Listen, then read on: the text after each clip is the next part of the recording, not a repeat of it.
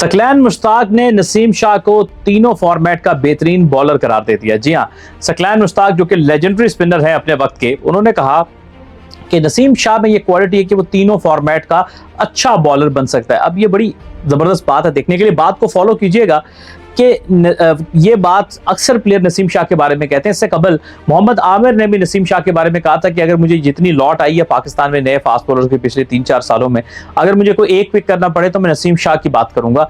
इसमें और भी कंटेंडर्स थे, लेकिन कोई शाहीन आफरीदी की तीनों फॉर्मेट के लिए बात नहीं करता, लोग हमेशा नसीम शाह की बात करते हैं। नसीम शाह एक ऐसा बॉलर है जिसके ऊपर आमिर ने भी कहा था कि उसको कमांड है, उसको पता है उसने किस वक्त कौन सी लेंथ पे बॉल करना है, और फिर दोनों स्विंग करता है।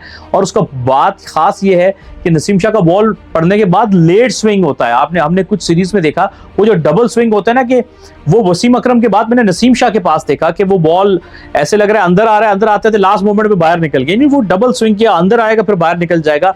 ऐसा बहुत कम हमने इंटरनेशनल क्रिकेट में देखा है। फिर रिवर्स स्विंग बहुत अच्छी करते हैं, नया बॉल का इस्तेमाल अच्छा करते हैं और हर फेज में अच्छी बॉलिंग करते हैं। इंजरी के बाद जब उनको हो गई, अनफॉर्चुनेट हुआ पाकिस्तान के साथ कि जब कोई बॉलर अपने पीक लगता है कि अब ये पीक पकड़ रहा है, तो उस वक्त उसको इंजरी हो जाती है। यही कि हुआ शाहीन अफरीदी के साथ, कि शाहीन अफरीदी अच्छा कर रहे थे, उनको श्रीलंका 2022 में एक टेस्ट मैच के दौरान इंजरी हो गई फील्डिंग के दौरान। उसके बाद उनकी रिहैब ठीक नहीं हुआ, वर्ल्ड कप में आए, फाइनल में फिर कैच लेते हुए प्रेशर पड़ा नी पे, तो फिर से वो इंजरी वापस से उनको पेन निकल आया।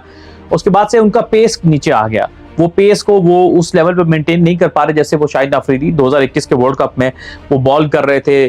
स्पेशली उनका जो पहला ओवर था सेमीफाइनल में ऑस्ट्रेलिया के खिलाफ, मैं कहता हूं किसी ने फास्ट बॉलिंग को देखना है तो ओवर बार बार देखे। One of the finest in T20 over कोई होगा, बहुत जबरदस्त बॉलिंग, हाई 140 पे बॉल अंदर आ रहा था।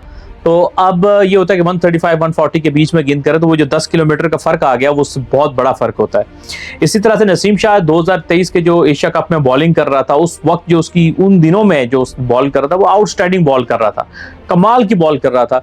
लेकिन वहीं पे उसको इंजरी होती है और इंजरी के बाद अब वो थोड़ा सा स्ट्रगल कर रहा है। आई डोंट नो कब जाके पूरा फिट होगा। तो लेकिन ओवरऑल एज एन क्रेडेंशियल्स देखते हैं उस नसीम शाह के, he is the best Pakistan fast bowler. ज्यादातर लोग इसको एग्री करते हैं इस बात के ऊपर।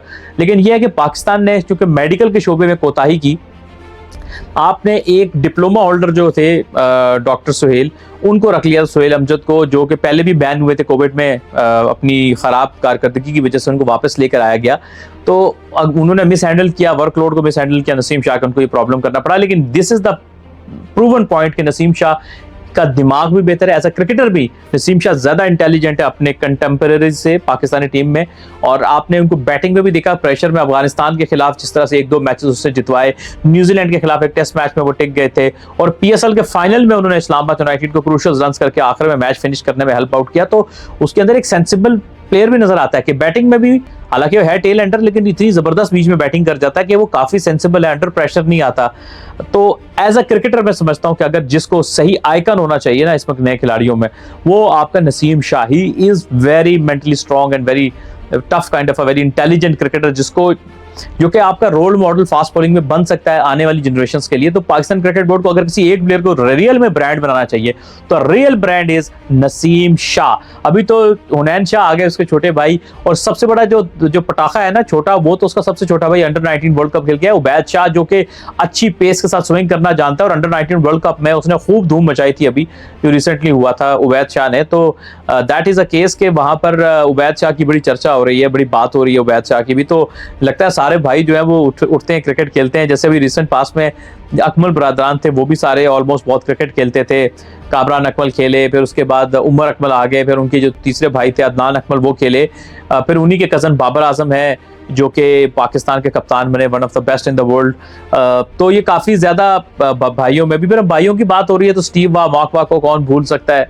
2 भाई जो है वो खेल रहे हैं और ऐसे काफी हमने भाई देखे। वो अब ब्रेट ली है, तो ब्रेटली के भाई शेन ली वो भी खेले ऑस्ट्रेलिया के लिए, उनको अब कोई ज्यादा याद नहीं करता, लेकिन ये भी 2 भाई थे जो खेले इंटरनेशनल क्रिकेट। फिर कृणाल पांड्या, हार्दिक पांड्या, ये भी 2 भाई हैं।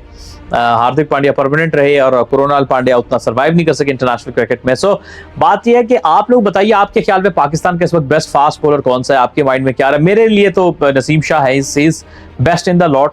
हो सकता है आने वाले दिनों में कोई और इससे भी अच्छा आ जाए, लेकिन अभी जो है अगर मैं इंटेलिजेंस देखूं उसकी, क्वालिटी देखो बॉलिंग की, कि नए बॉल के साथ पुराने गेंद के साथ मिडिल फेज में सभी में बॉल कर लेता है। क्योंकि शाहीन के साथ प्रॉब्लम यह है कि वो डेथ ओवर में बहुत एक्सपेंसिव होता है, मिडिल ओवर में बॉलिंग यूजुअली करता नहीं है, और वो अगर इफेक्टिव होता भी है तो नई गेंद के साथ होता है। तो अगर एक बॉलर जिस पे आप कहें कि इसके ऊपर हमें ट्रस्ट है कि ये हमें कुछ भी करके दे सकता है किसी भी फेज में, तो दैट इज नसीम शाह।